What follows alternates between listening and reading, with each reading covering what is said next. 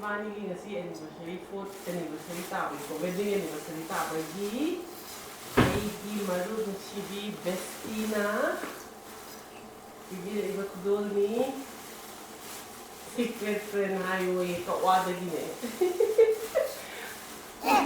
lamai ko may khangan thank you wow amma pasarake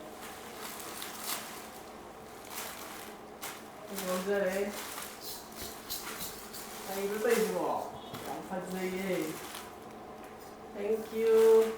Wala ito. Oh! Senga. Cake ko lang siyo. Thank you. Thank you, Anu. Ang pamsari. Earrings, shall we?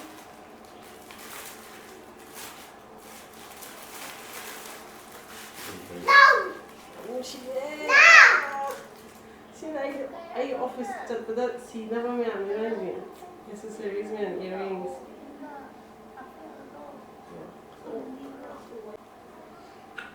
Maybe.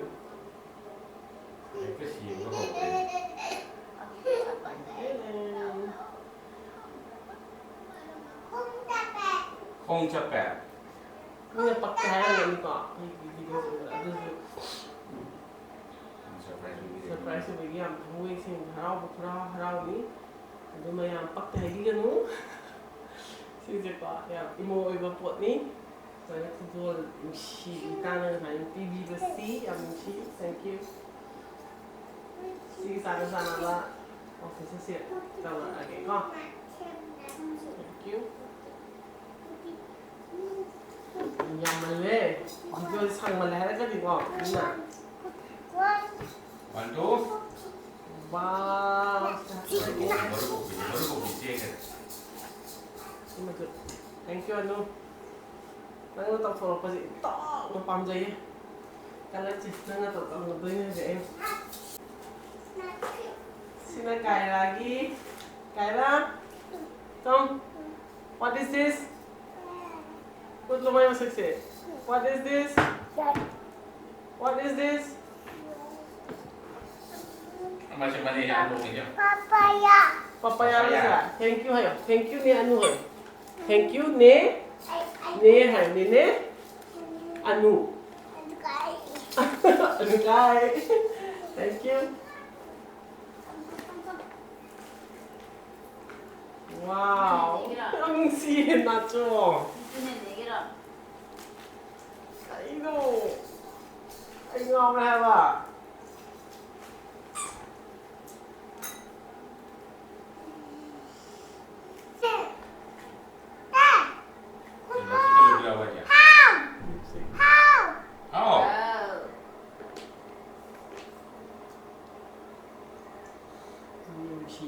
Thank you. Sila taki kalau pada lu may kain mandi bakal makan pada. May lagi dah. Kamu nak suruh. Hai itu. Hai. Thank you.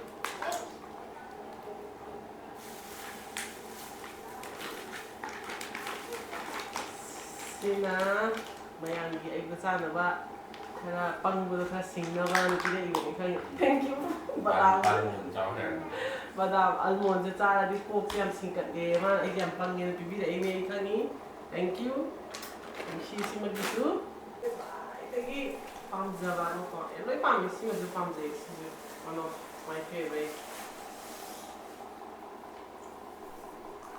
Dia benda sahabat pun mesti. Steak ke bakau nak. Kau nak sama pun ni paling berarti yang tangi Manipur dah sudah tangi sih bakal buat sih pak. Ada buat. Kan deh hamzah. Sisi nak juga ni missing sama paling tu. Thank you Anu. Thank you.